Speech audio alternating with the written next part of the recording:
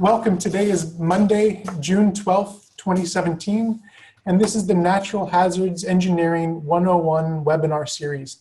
It is intended to provide a common knowledge base for the NHERI community. For each of the primary natural hazards in the NHERI program, webinars in this series provide an introduction to fundamental concepts and an overview of experimental and simulation-based research. Webinars will also provide an introduction to numerical methods and computational tools used in the natural hazards engineering research. For more information, visit the NHERI website at DesignSafe-CI.org, where you can find links to the SimCenter and the NHERI Learning Center. Today's webinar is coordinated by the Natural Hazards Engineering Research Infrastructure's Simulation and Computational Modeling Center. This webinar is supported by the National Science Foundation under awards 1612843 and 1520817. Any statements in this webinar are those of the presenter and do not necessarily represent the views of the National Science Foundation. Today's presentation is by Professor Ahsan Karim from the University of Notre Dame. Professor Karim is the Robert M. Moran Professor of Engineering and the Director of the Natural Hazards, or NatHaz, Modeling Laboratory at the University of Notre Dame.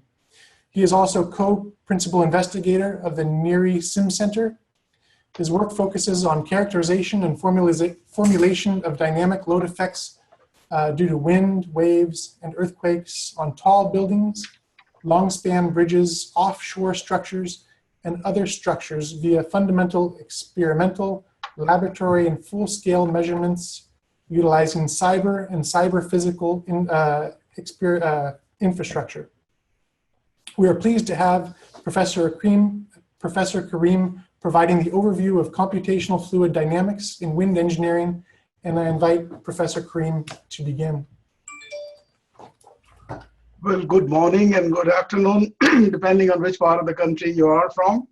I assume that some of you may have listened to the two earlier webinars we had. The first one dealt with the simple introduction to the wind field characteristics, and the second one was with the wind tunnel modeling of wind effects on structures. And this one will give you an overview of computational fluid dynamics, simulation, and computational tools in wind engineering.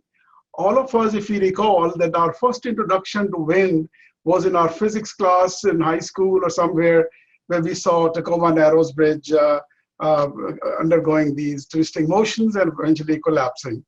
So here is some shots of similar thing done digitally using computational fluid dynamics. This is something dealing with the past, and we are trying to use modern tools, try to reproduce what happened during that unfortunate day. But at the same time, if you look at the recent report from NSF about human technology frontiers shaping the future, as you can see, everything is digital. So we got to start looking into more computational and digital methods of finding wind loads on structures in order to take maximum advantages of all the tools which are available with that. So this particular talk will give some background.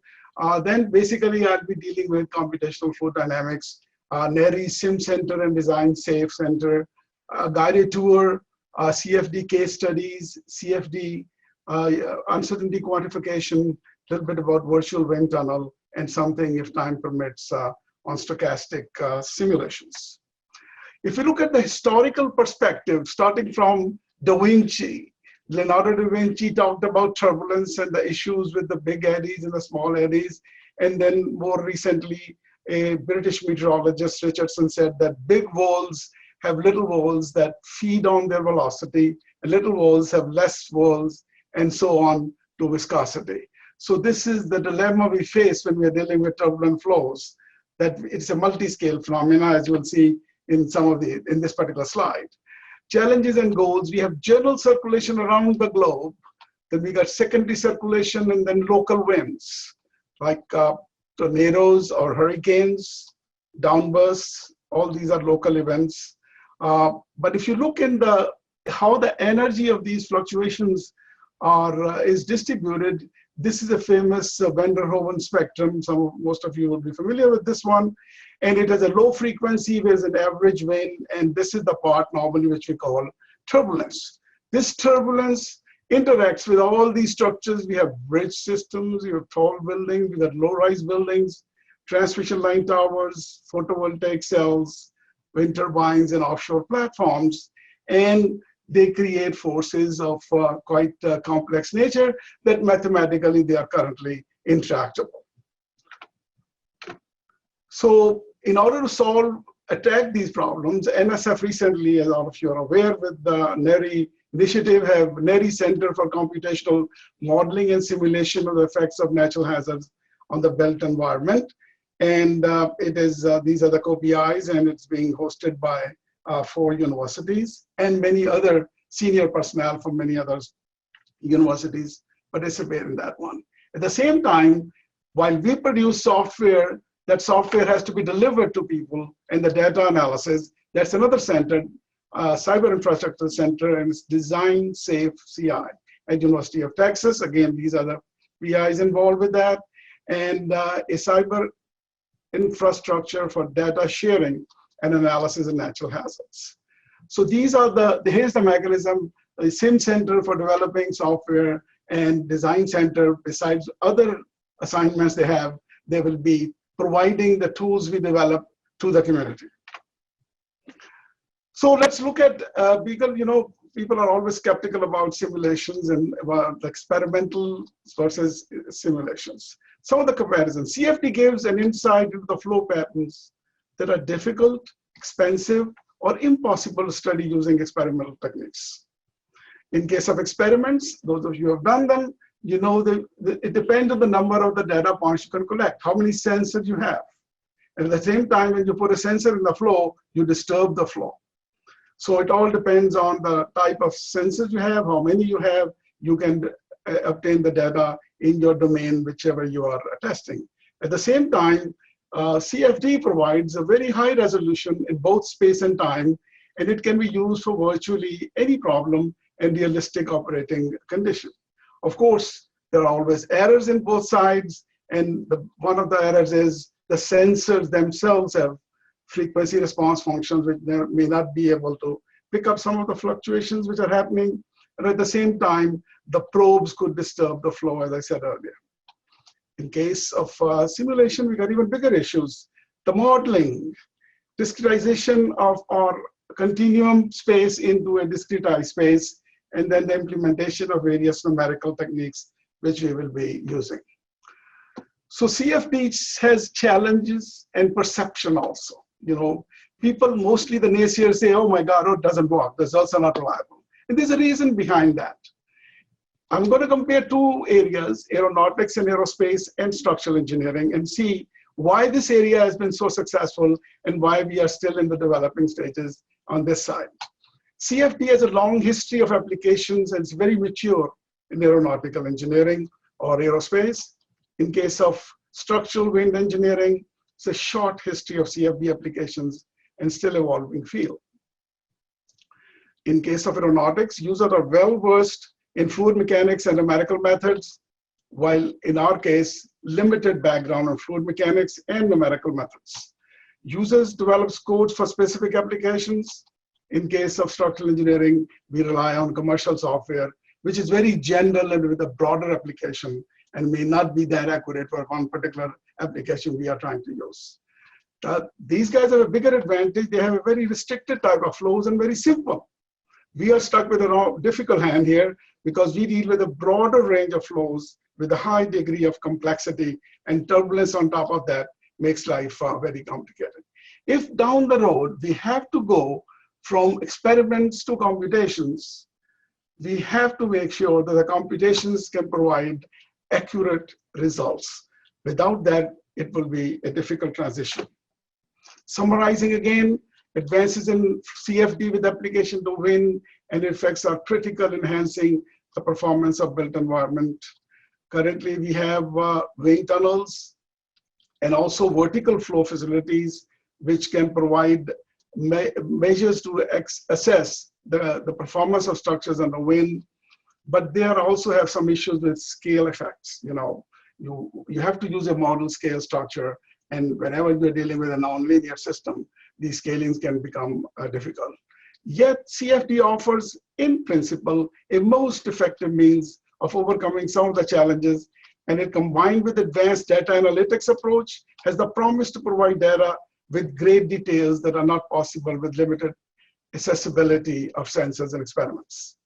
But again, as I said, we have major challenges because we have massively separated flows around structures compounded by multi-scale fluctuations.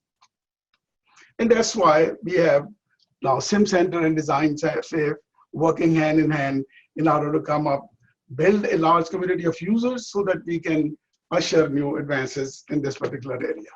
Just a little 101 on what happens. What is multi-scale? If you look at the fluctuations of wind, this is the spectral density function. As you can see, bigger eddies, and they keep on marching, become small till they become so small that they are just taken away, eaten away by viscosity, and they disappear. But all these scales interact with each other during the dynamics of the flow in a nonlinear fashion, which we'll see in a minute. Here I want to show you a plan view of a building, and the wind is coming from the left, and these green globs are the turbulence. But as you can see, due to flow separation and the wave development, we have three regions now developed. We had this green one, we have fluctuations in the red one, and the fluctuations in the brown one, and we have different spectra for each. So we started with this one, but we had additional spectra resulting from the fluid structure interaction, which makes our life complicated. If I go into 3D, here is a building, and these ghosts which are coming, these are like big eddies in 3D. They wrap around the building, they tilt, they twist, they stretch. They're all mathematically describable in some way, but for simpler type of flows. And as you can see, there's a big mess which causes loads on the building. So in order to capture that, we have difficulty. So let's go to some simple case, which is aerofoil. And as you can see, the flow stays separated, attached to it throughout, which makes the life of the aerospace guys quite easy. Let's go to a little bit more complicated body, which is circular cylinder. As you can see, we got big whirlpools behind them, and we didn't see those in that case. So the problem becomes more difficult to handle. And here comes structural engineer with sharp edge bodies, and we have not only issues here, but we have issues on the side face as well. As all of you know, the flows are determined by Navier-Stokes equations. And as you can see, here's a U and here's a U. Two nonlinear, there will be nonlinear interaction. And that is why things become more complicated in solving these types of problems. Just to give you a little flavor to, after seeing an equation, I think it's good to see some caricatures here. Here is, you'll hear a lot about LES and RANs today. Here is a flow around buildings. Here is without any inflow turbulence. In this case, you got turbulence in the flow, and that changes everything in this particular case. Those of you doing fundamental research, here is a long rectangular body and its stationary body. In our research, sometimes you have to use forced oscillations to see what happens with the flow around the structure. And the third option is we have an aeroelastic structure, which is more like freely oscillating. And as you can see, what happens to this one. And as you can see, with this type of motion, the flow patterns become a lot more complicated. And this particular one is a very friendly vortex, carbon vortex shedding behind a circular cylinder. So let's talk about what is CFD. It is an interdisciplinary area where you have to know field numerical methods, fluid mechanics, IT, some computer issues, and turbulence. So with these three things, we can understand and try to model things computationally, flows around structures. If you look at this particular diagram here, there are so many eddies, and if I want to resolve all of them, I need to have a very fine grid. And once you have a very fine grid, that means you need tremendous amount of computer resources. So based on what we want to capture, there are methods developed which are they're able to capture. And I'll begin quickly, and then we go back to the details of each. One is DNS, which is direct solution of the Navier-Stokes equations. So the grid size in this case is so small that we can only do some very basic problems and that even takes a very, very long time. Then we have a large eddy simulation, which is all our hopes are on this particular method, and that is we move into here and we only capture these blue ones and leave those other ones unresolved, and rather use a mathematical model, try to capture those.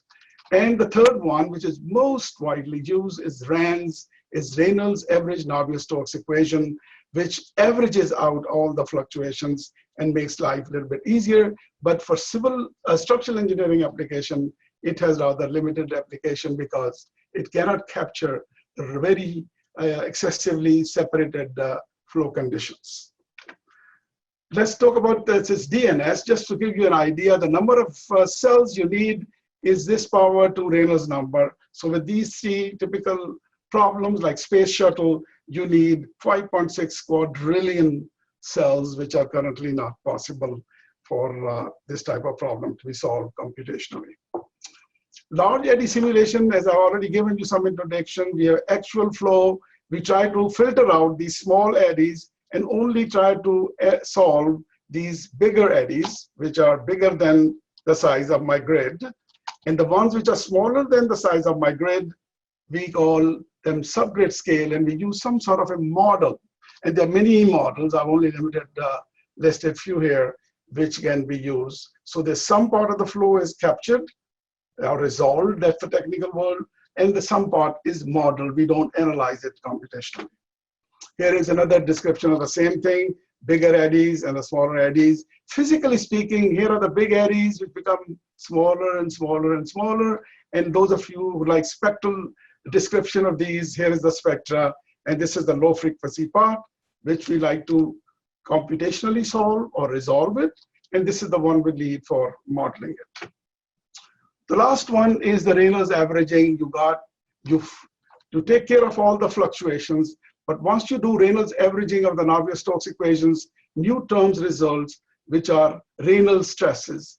And it is the modeling of the Reynolds stresses, which is the primary function of RANS models. And I've listed also a few of those here, and there are many more available in the literature. Just to see from spectral description point of view, if the fluctuations in my flow are described by this spectra, I do not resolve anything. You see, there's nothing here. Everything is modeled. Then we have LES, the same thing. This is what I need to model. You cut it off and you resolve this part, and this part you model it. So that's how is the basic concept behind these techniques. So let's put everything together on one diagram. And here we have a flow around a body. We could either use large eddy simulation, or we could use RANS here. So the problem here is we have a sharp edges, separated flow features. You can see all these eddies which are forming. Sorry. And if I look at slice of that here, because the wind coming, we got a separated zone, reattachment, wake. So all these things are creating complex situation for us. So we need to have this thing to be solved computationally. We need to divide this whole domain into grid. Then we have to also worry about near the wall what happens. And there are, you can have a whole complete course on this particular area of study. At the same time, we have this complete domain. We have inflow conditions. Something has to go out also. And there are lateral boundary conditions. You don't want to make them too close to the body. This is our body. Just like in the wind tunnel, you don't want to have constrain the flow by keeping what we call is a blockage effect. Just to come back to these cartoons again, if you look at aerofoil, depending on the angle of attack, its bluffness increases. As you can see, for a larger angle of attack, it also becomes like our body, and you see there's a separation here. So on this, I'm showing you the bluffness going on this direction with the angle of attack in this case. And the vertical axis tells you the model fidelity, how good the model has to be. Ideally, one would like DNS, but I think LES for this type of flow. In the middle, we can live with RANS. And in this case, we can do laminar solutions.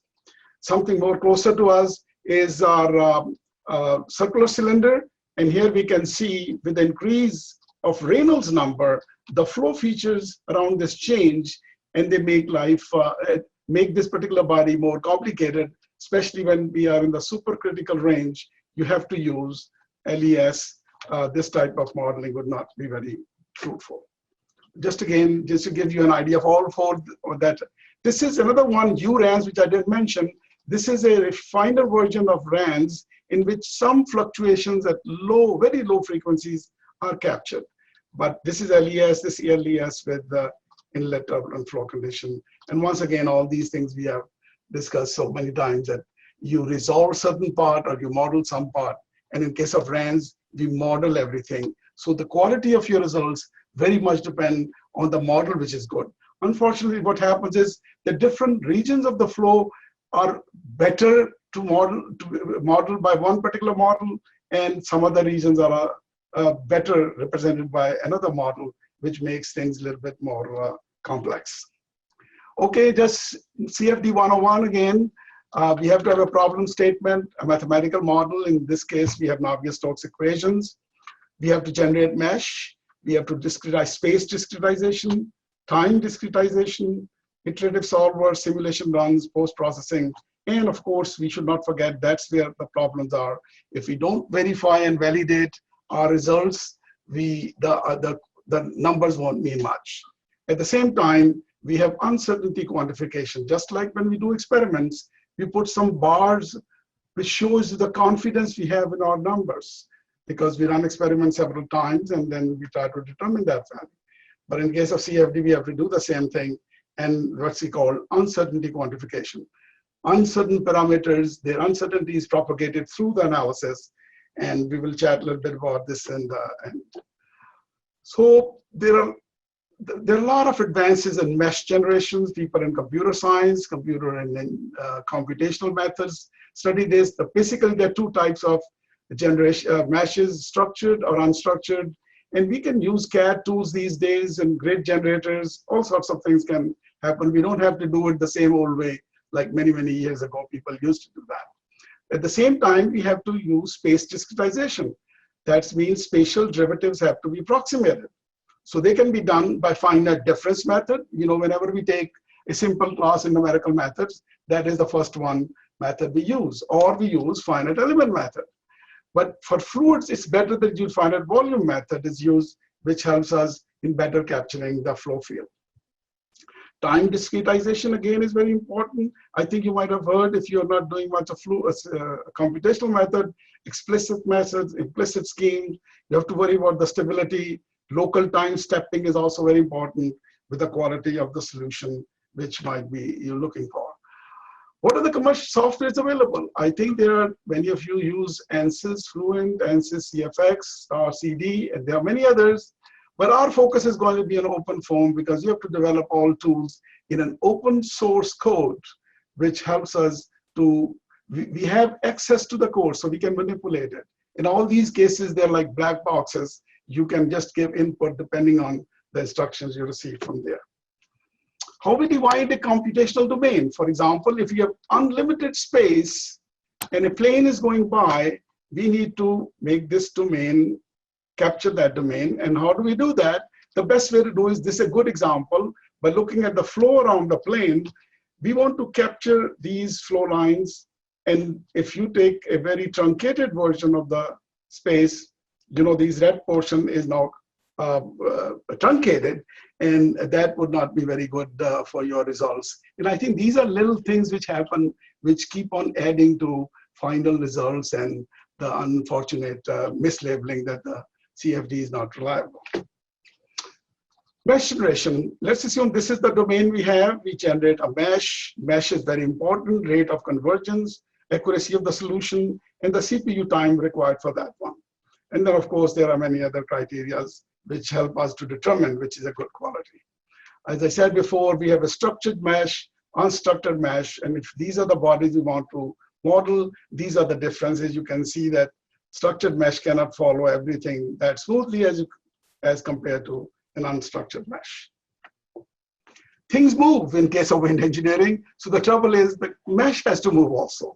So things get even one notch more complicated, and we have to use dynamic mesh. Here is an example of a circular cylinder in which it moves, and so does the mesh. And here is a case of a rectangular cylinder for the same purpose. Then we have to worry about inflow conditions and outflow conditions. It's a little complicated. Let's go through this. Like in the wind tunnel, we have a long fetch of part of the wind tunnel where we put surface roughness, try to generate flow, which can mimic the flows for an open country or an urban situation or in suburban. Same thing is done in fluids, that you make this, you let fluid go through a certain region and keep on recirculating it and rescaling them. And once it is ready for being used, you let it release into the system. That's one approach. The other approach is people say, why don't you do stochastic simulation of turbulence? But the trouble is, stochastic simulation does not obey the laws of fluids because it doesn't know fluid is involved in that. And once you enforce something which does not follow fluid mechanics, like continuity equation and etc., the problem just start from the wrong foot. So there are specialized techniques which help us to develop inflow conditions into the domain of analysis, just like a wind tunnel. You have boxes, you stack them up in sequence, and we can have that target solution. Here are some examples from Professor Tetsuro Tamura from Tokyo, who has done quite large simulation of a little urban development here. And then you can zoom on it, the areas you would like to see. And as you can see, flow around this particular building at 2 different levels is also obvious from there. Then comes, these are only isolated buildings. If you want to have regions, then we have to use WRF, Weather Research Forecasting Model, which sometimes is also coupled with LES, or nesting we call it. And that's how we can model large-scale weather system, also embed them into our local simulation. For example, here's a very large domain. You keep on zooming till you get to an area where is that of interest. You start with those inflow conditions, and then you nest it with your regular LES type of solution. So computing time for flow simulation depends on a number of reasons: numerical algorithm you are using, linear algebra, stopping criteria, discretization parameters, and quality of simulation depends on mathematical model and underlying assumptions. The more assumptions we'll make, we'll be compromising some of the quality of results. Stability, mesh, time step, error indicators, stopping criteria, all these things you have to embed into your code in order to come up with some reliable simulations. What happens when we are interested in fluid structure interaction, where the vortex-induced vibration, the buffeting, and the flutter takes place? Now the body is going to move in this case. So we have to use a transient flow solver, which again in OpenFOAM, the open source code we have as an option. We can use either piezofoam or pimple foam. And at the same time, we have to have a structural dynamic solver, which could be a Newmark beta-based or a state space-based method. We have to have a dynamic mesh. They all interact together, and we get applications which lead to vortex shedding, vortex-induced vibration, galloping, and other issues. Now, I won't go into the details of this detail. I just want to make you aware so that you can look for when you work in this area. The coupling scheme, there too, either fully coupled, which many of us don't use it, but the iterative coupling or sequential or partition one we use. And in that case, the trouble is if you use fully coupled, then both of these solid or the structural and the fluid model have to move on the same time, which makes life quite more complicated. But if we do interactively, here's an example of fluid structure interaction in OpenFOAM. It's a partition strategy. And in this case, we have fluid domain, and here is the structural domain. You could have a structural program like OpenSeas or some others, and here is your OpenFOAM here, and this interacts through this interface, where for every time step we have to deform the mesh and then feed it back into there. And things get a little more complicated when we are dealing with FSI type problem. Post-processing. Once we are done with that, we need to calculate many other derived quantities, some integral parameters, because if you have a local pressure fluctuations, we may like to find the level load or the base shear, the base bending moment. We may like to do local zooming, which is not possible in wind tunnels, flow visualization, and we have to use statistical tools to systematically analyze the data. And of course, debugging, verification, validation is a very fundamental thing. Here is one cartoon which we use for wind pressure fluctuations on a tall building. The data could be coming from CFD, or it could be coming from a wind tunnel result. Same software is going to be used, which is available now on DesignSafe, where we can have an OpenSeas or any other commercial package trying to solve the dynamics of this building, and the pressure fluctuations coming from either a wind tunnel NHERI EF site or could be from CFD could be fed into that, and you could be getting the various results of various kind, accelerations, bending moments, equivalent static loads, and the power spectral density functions. This is a lot of processing, and this particular software will help people to do that rather than everybody reinventing the wheel in this particular case. Where are we going? Hopefully in 5 years, we are going from isolated clusters to communities. Like for example, this is one building in Houston we tested after a hurricane. From isolated building, we like to go to clusters, and we like to go to cityscapes where we can have sea flow around the whole city. Many of you have taken undergraduate fluid mechanics class. We use flow visualization with a smoke and then try to capture that smoke with the camera or our naked eye. I think down the road, and as even now we are having this digital flows visualization, as you can see in this particular diagram, where all the conical vortices, the horseshoe, and the conical vortex on the top can be captured digitally by releasing or following a particular particle, like it is shown in this particular cartoon as well. Verification and validation is very important. Without that, we cannot trust these values. And I think here is an example again from our Japanese colleagues. They had done something in wind tunnel, and then they developed a CFD model of that one. They had the luxury of 1 billion mesh cells, more than 6,000 parallel cores on their famous Japanese K computer, which they developed this virtual wind tunnel. And they tried to compare those. And as you can see, without going into every detail here, you can see the comparison between LES and experiments are pretty good, the dashed line and solid line. And here is LES versus the experiment for the maximum values. And this is same thing for the minimum values. So for that reason, the Japanese building code or standard now allows designers to use CFD to design their buildings, but there is a caveat there. It says it has to be done under the supervision of an expert, which is, I think, a fundamentally important condition. What we have done here is that, if for those of you who are not familiar with OpenFOAM, it's very easy to download all the instructions. It's an OpenFOAM, everything is free. So Stampede is a large computer, one of the largest in the United States, which is at TAC at University of Texas under the DesignSafe. You as a user could directly go and use OpenFOAM and using TAC resources.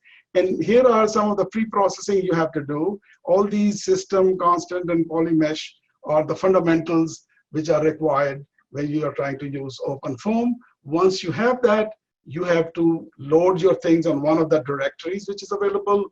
Then you log in nodes in a batch mode, and then you let the computer nodes solve that. And like this one, we were lucky here. We are having all the results which are possible. And this is a great computational resource available. For those people who are not that level yet to be directly going on to Stampede, we prefer that we go through the DesignSafe system, where you have to, here's you are with that OpenFOAM values you have on your system. Then there is a data depot. So you transfer all your information into various files here. As you can see, the name constant and the system is here. These files are stored here. Then there's a workspace, Discovery Workspace in DesignSafe, where you select various solvers and all that, and the program runs, and your end result is thrown back into data depot, and you can then suck it back into your system and try to analyze. This is a little bit more friendly and more organized, And I think most of the beginners and average users should be using this particular form. All you have to go is DesignSafe-CI.org, and you can, if you don't have an account, you can open up an account, and then you are free, ready to go. As you can see, OpenFOAM is up there in the system. It's all loaded. You don't have to do anything up there. So at this time, we have these three things on. We are delivering on DesignSafe, this OpenFOAM through the DesignSafe-CI, or you can go directly to the Stampede. Or we have also a Vortex Winds module has been loaded, which provides you aerodynamic loads on buildings of various shapes. There are several databases have been merged together behind the scene, and you don't have to worry about it. You pick up a particular geometry, and you will get those results. Now comes another issue. This is more like new developments. The question is that we have already discussed so many times that RANS is on the low end of fidelity or the quality of results. DNS is on the way on the top, and in between is LES. Famous professor, late Professor Furziger, we benefited personally from him. He was a professor at Stanford and one of the leaders in CFD. He said, if it turns out that LES can be done on very coarse grids, it will be one of the few times that nature has been kind to us with regard to turbulent flows. So the best thing is that even if we want to use LES, it is computationally very demanding. So the issue here is, which I've been thinking, that if we develop some sort of a transfer function between the results from RANS and LES for a class of problems, like in this particular case, RANS is a low fidelity simulation, is computationally very efficient, so that's why we love it, but it has large modeling error. At the same time, this is very computationally demanding, but has higher accuracy.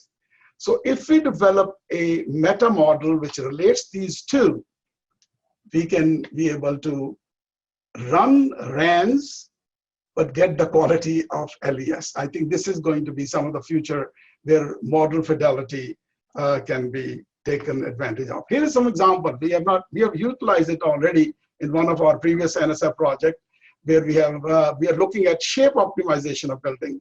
So we start with a number of initial cases, and the trouble is you have to run simulation for each case. We decided that we develop a meta model or a surrogate model which relates RANS to LES. What we did, we ran many RANs, and some, the purple or magenta ones are the LES. Based on that, through kriging, we could develop a model. And here is that model surface, where we run RANs and comes in there, and the output is given is LES. So for a certain class of problems, and one can develop such things for many classes of problem, and eventually through machine learning, we could cover the entire domain of computational fluid dynamics. That's down the road, but there's a good initial success in this particular case. If somebody wants to do real deep research, for example, we did several years ago with 45 million mesh cells, you can really look at the nitty-gritty of flow around these bodies, coherent structures, or you can even cut slices and look at the structure of flow around the body. But this is for those people who are really interested in the fluid dynamics of fluid structure interaction issues. Now comes the question of uncertainty quantification in CFD. There, as you know, most of you are very familiar, is aleatory variability, which is natural randomness in the process, and we cannot control it. And one of them is the inflow free stream turbulence and its characteristics. The other one is epistemic, which one is a model form uncertainty, and this is the discrepancy between the model and the physical reality due to lack of information or knowledge. So our job is that we have to propagate these uncertainties in inflow, in boundary conditions, in initial conditions, in model uncertainty, so that they enter our numerical simulation and are present in our solution. There are various methods. Some are very sophisticated. One are intrusive methods. They are not possible yet for turbulent flows interacting with bodies, but for simple type of problem they have been used. The trouble is your deterministic problem is recast into a stochastic version, in order to analyze, and one of them is polynomial chaos. There are non-intrusive methods, and this is a very simple method, keep on running. It's a Monte Carlo simulation, but in case of throwing a dice or a coin, it's very easy to do it 1,000 times, but if I have to run a CFD for 1,000 times, that's very demanding and challenging. So there are other ways to overcome this difficulty. One of them, we call it as a stochastic emulation. One way is that we develop a surrogate or some surface which helps us to determine for an infinite number of inputs, very quickly we can get very fine number of results, which can be then statistically analyzed in order to get and quantify the uncertainty. Dakota is, and again, open source code available from Sandia Laboratories. It's available on the net. It has all these methods embedded in there, and one can connect and link them. And also we are linking them with OpenFOAM, which will help us to do some of these things which I'm saying here without actually running into the programming effort of all those. Here's an example. We said that let's do using RANs because that's easier and faster to run. Even that took a lot of time. So we use turbulence intensity and length scale as our two uncertain parameters, and we wanted to see how they affect our bluff body. Again, we are doing shape optimization with this stochastic emulation. We got length scale and turbulence as the two variables, and then we have two other variables which help us to change the shape of the building. So we go through this whole surrogate calibration, and in the end we result with this surrogate model here, or response surface if you want to call it. This is for the mean solution, this is for the mean plus one standard, and this is for most probable solution. And then we do the optimization, and end result is the various Pareto fronts, where these are our optimal values. If we are interested only in mean solution, we can stop here. If you want to go to 1 plus standard deviation, that's here. Or if you want to go for the most probable solution. So that's how the uncertainty which began into our system can be eventually propagated and quantified in the end in regarding our results. And in this case, this is the lift coefficient and this is the drag coefficient. And these are the optimal shapes for those particular quantities of interest. A little bit about virtual wind tunnel. Several years ago, we started this small pilot project, which we are now developing in a prototype scale. It's a combination of SketchUp, Facebook, and OpenFOAM. It provides, you can convert structural geometries to CFD cases. You can file share a community. If you have any trouble, you can send it to your colleague. Hey, I'm having this little trouble. Can you have a look at it? Access to CFD tools. OpenFOAM is embedded in here, and analysis of results. So this is a unique tool for establishing the virtual community of users who can talk to each other and share the results. It's the shared software, shared hardware, collective knowledge, and also crowdsourcing is become part of it. The various case management, you can have different structure which you are picking up. When it's running, it gives you all sorts of little gadgets, try to see what is happening with your simulation. And the best thing about this one is the tutorials, because you got, everybody's not fully trained in the numerical methods and fluid mechanics. So we have provided, and we are developing still more tutorials, do's and don'ts. And we have been very successful through a crowdsourcing experiment. We found out that people who have never heard the word CFD before and have no knowledge of engineering, they were able to come up with the right drag coefficient for the Empire State Building. Then you can do a lot of post-processing. ParaView can help you to do the flow visualizations and others. How good it is. So we decided, you know, validation is always important. The virtual wind tunnel, we went into the books and circular cylinders, square. These are our results. These are some of the experimental results. And you will agree with me that these are pretty good. One of the best papers on flow around square cylinder and its drag coefficient variations with Lee in 1975. And here is our variation. The blue one is a virtual wind tunnel. Again, realizing the in-flow conditions being slightly different, it is still a very, very good comparison with the results. We have done some more extensive validations and verifications using NACA aerofoil using two models, SA, Spollet and Almaris and SST. Those of you who have done these models are advanced models. And as you can see, just I wanted to show you that we did many verification studies and it's reported in this paper, but I just wanted to have you look at this is experiment 1009, 100778 is the lift coefficient with OpenFOAM, and drag coefficient is almost the same in that particular case. So one has to get involved and develop the culture of trying to verify some results. And once our software and the schemes which we use are validated enough, then we can go beyond and looking into more cases which we would like to analyze. So the goal is eventually, the NHERI, in my viewpoint, is that I'm sitting as a researcher or a design engineer. I don't need to go anywhere. I should be able to do everything digitally. I should have damping database available to me. I could have computational platform, which we are just defined, data-enabled design, meteorological data. If I need to do internal experiment at one of the EF sites, I could do it through tele-experimentation. And one could have all these resources coming into this particular gentleman or lady to analyze structural be tall building or any low-rise building or any other structure which is of interest. One should not forget about other stochastic simulations because they also come handy in analyzing and in modeling some of these results we obtain. For example, we have model-based approaches to determine loads. They could be random in time, frequency, or time frequency. We can use Volterra-based models. Here's a second-order kernel. Once we have these kernels, we can do a lot of things with them to find the response of structures. Then there's a data-driven, everything in this world is now data-driven, AI-driven.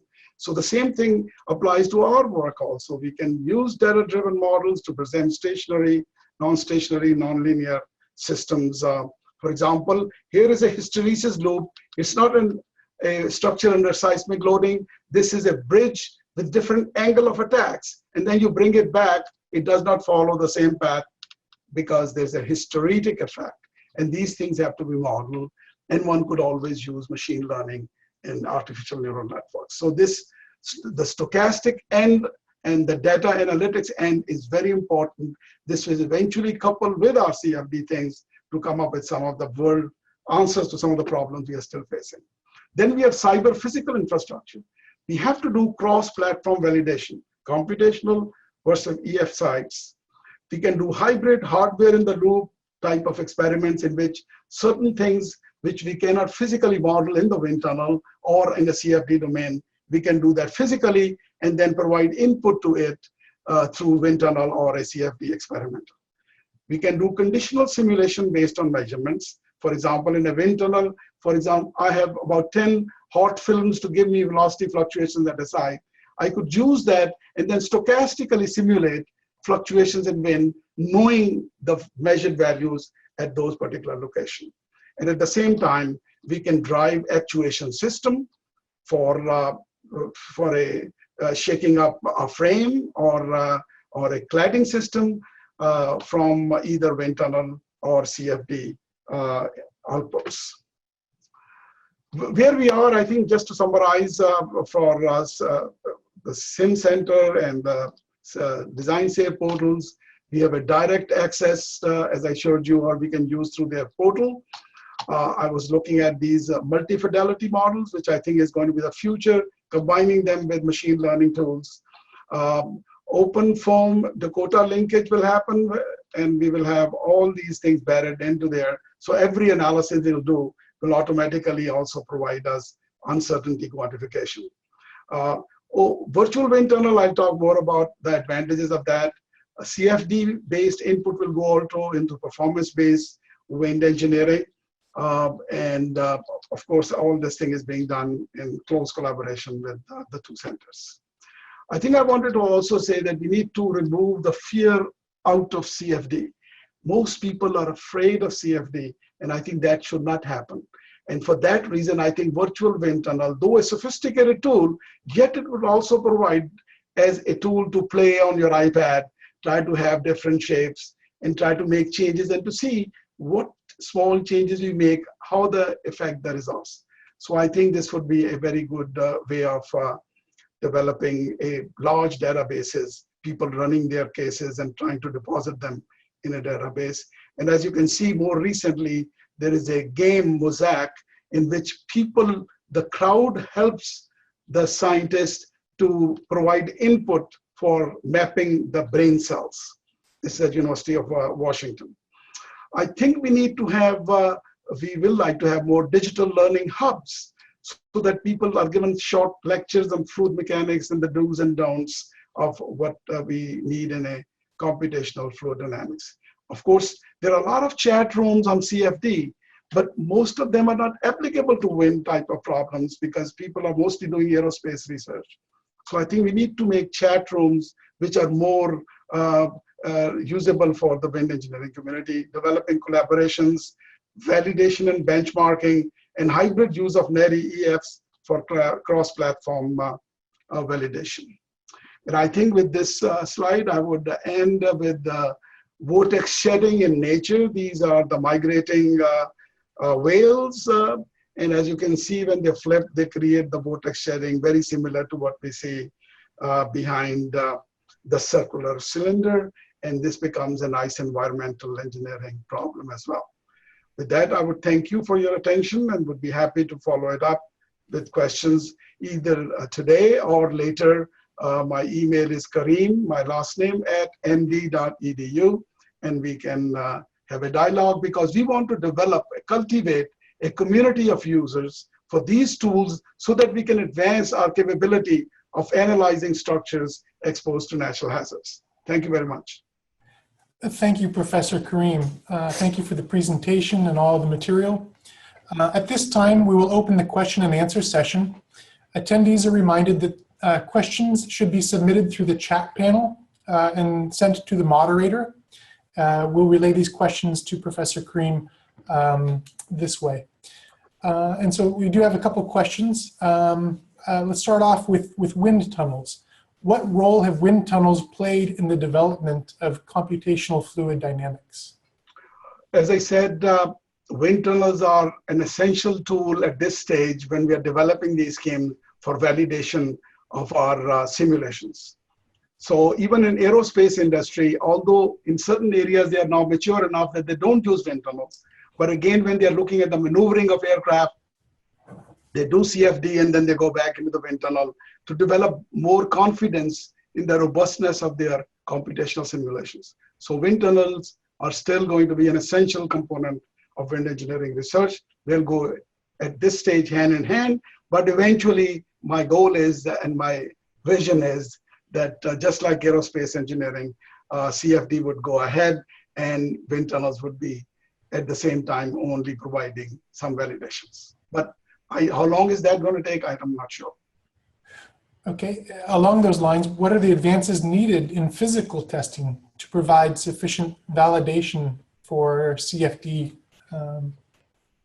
Yeah, I think this is some of the drawback I mentioned that at this time, although we can measure pressures at 500-600 taps on a building, but we cannot do the same thing with the flow field around the structure. So if we put any sensor around the building that disturbs the flow itself, so what we are measuring is not the nascent flow, but it's more a disturbed flow. So I think we need to develop techniques. I think laser Doppler anemometry is very helpful, and more advances in those would come hand in hand. I think the more advanced sensors we have and their placement in the wind tunnel, the better it would be. Okay, moving outside of wind tunnels, are there opportunities for improving models by using field data collected using accelerometers placed on buildings, anemometers, and pressure gauges, or are wind tunnels providing the information we need? I think there have been many studies for both low-rise and high-rise that there are good comparisons between what we measure in full scale, and then there are some questions still also. I think it's mostly the low-rise buildings have more issues than we have for the high-rise buildings. But I think full-scale data is always welcome and very useful. And I think we cannot discard that. It's a critical component of validating the wind tunnel also. So all three things going hand in hand would be a very useful trio. Okay. Regarding inflow turbulence in CFD simulations, there are a couple questions. Is it not true that the smallest scales tend to dampen quickly and are less important than large-scale inflow characteristics? And what is the threshold in inflow turbulence scales in this regard? That's a good question. The trouble is that if we do not model small scale, I mean, that becomes easier for our simulation. But the trouble is we are losing the physics of that. As you have seen from our experiments, that the small scale flow scales turbulence creates some of the modifications in the flow around the structure. And if we omit modeling them, we will be seeing results which are somewhat compromised. So one has to make sure that you can carry on as far as you can. But again, we cannot go the DNS, the direct numerical simulation. So someplace we'll have to use some sort of model to take care of the smaller eddies in there. Okay. Small scale turbulence can be generated within the domain by flow obstacles, such as buildings, vegetation. How far from the inflow boundary do you need to be such that the inflow turbulence may become less important, or how true is this? Anything which is in advance of your structure is going to influence the flow field. You know, there's one boundary layer flow which is in the building codes, a very nice, clean profile. But in real world, that clean profile is sort of an average quantity. If you have some structures in front of your building, they are going to modify it. So it's better that one does model anything which comes in front of it, or have some indirect effect of that included in there. And I think once again, there is no hard and fast rule. We will sort of use the same strategy we use in wind tunnels, that many blocks of the city has to be modeled in advance of the structure. Okay. How small are the meshes that we're using in currently to model buildings? It depends on what, as I see that the Japanese had used 1 billion cells for a typical that city block. So that gives you an idea how many, what is the size. Again, it will depend upon the nature of the problem you're dealing, what is the size of the domain you have, and there are many factors which determine these numbers. And Reynolds number also affects them. And what is the role of the virtual wind tunnel in moving CFD forward to be used in design practice? It is a more convenient tool for those people who don't have all the background, because it holds your hand and also tells you you can go this way and not this way. And behind that is a very powerful OpenFOAM simulation engine behind it.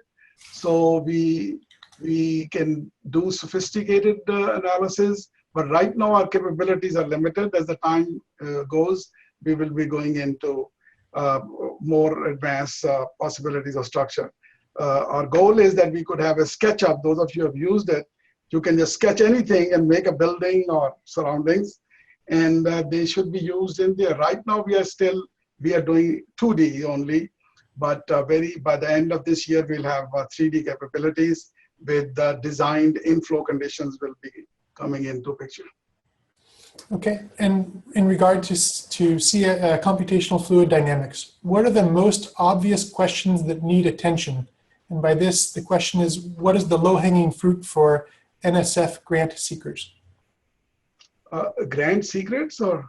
People writing proposals, what are the questions related to CFD that need answering? Well, I think primarily I had summarized through my lecture some of the key nature of the thing. First thing is, what model are you going to use? And if you're going to use RANS, for example, you got to justify that that is good enough for the type of problems you have. And you could justify your statements with some results which you have found in literature where they are justified. Or if you want to use LES, I don't think you need any justification. But then I think you also have to provide some justification. What type of subgrid scale model are you going to use with that one? And what type of uncertainty you have to worry about. Then grid generation, if it's a static structure, or if it's a dynamic structure, what type of dynamic mesh schemes are you going to use? So there are a lot of things. If you want to do using CFD for your research, it has to be very well researched in order to have a good proposal. Okay. Well, we are at the conclusion of today's Natural Hazards Engineering 101 webinar. On behalf of the attendees, thank you, Professor Karim, for taking the time to share state of the simulation practice in wind engineering. To the attendees, thank you for your participation and questions. The NHERI SimCenter is shifting the focus from wind engineering to tsunami engineering for upcoming NHE 101 webinars. Register for these on the DesignSafe website and check your email inbox for emails from announce@DesignSafe-CI that will have registration links for these. If you aren't receiving these email announcements, check your DesignSafe account settings to include these types of announcements. Thank you for attending today's webinar. Thank you.